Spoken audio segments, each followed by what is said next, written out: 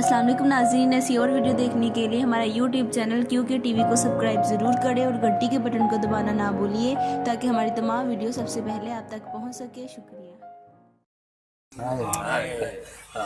आमीन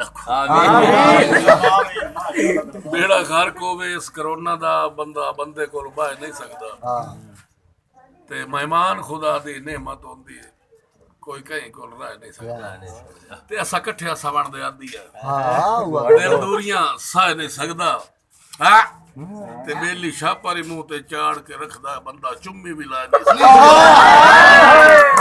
अस्सलाम वालेकुम नाज़रीन, मैं जनाब दा खादिम हाजी मंसूर किरलू बोल रहा। जनाब अयूब चौहान का तावन है साडे नाल बड़ा कि वो साडे नाल अपना अमेरिका च बह के साडे नाल तावन कर रहा है। खसूसी तावन अयूब चौहान जनाब अतर फारूक साहब मेरे शागिर्द ने एक कोई गल करना चाहते हैं, तवज्जो करो। अस्सलाम वालेकुम जनाब, ਤੁਹਾਨੂੰ ਇਹ ਵੀਡੀਓ ਪਸੰਦ ਆਈ ਹੈ ਤਾਂ ਇਹਨੂੰ ਲਾਈਕ ਕਰੋ, ਉੱਤੋਂ ਕਮੈਂਟਸ ਕਰੋ ਤੇ ਉੱਤੋਂ ਸਾਡਾ ਚੈਨਲ ਕਿਉਂਕਿ ਯਾਨੀ ਕਿ ਕਿਉਂਕਿ ਇਹਨੂੰ ਸਬਸਕ੍ਰਾਈਬ ਕਰੋ ਤੇ ਸ਼ੇਅਰ ਕਰੋ ਤੇ ਮੁੜ ਤੁਸੀਂ ਉਹ ਨਾ ਰੱਖਿਓ ਸਾਜੀ ਮਰਾਂਦੇ ਹੁੰਦੇ ਹੋ। ਓਏ ਛੋਏ ਦੀ ਤੱਕ ਆਈ ਛੋੜ ਦੇ ਕਾਕੀ ਤੂੰ ਵੀ ਗੱਲ ਕਰ ਨਾ ਪਹਿਲਾਂ ਦੇਖੀਆਂ ਤੇ ਤੈਨੂੰ ਵੇਖਦਾ अस्सलाम जी। ओ कुर्बान बने यो सलाम ਉਸਤਾਦ ਜੀ ਤੇ ਮੇਰਾ ਵੀਰਾ ਯਾਦ ਰੱਖਣਾ QK TV। UK TV. आज तू सजਣਾ ਨੂੰ इजाजत नारा मारिए पाकिस्तान जिंदाबाद।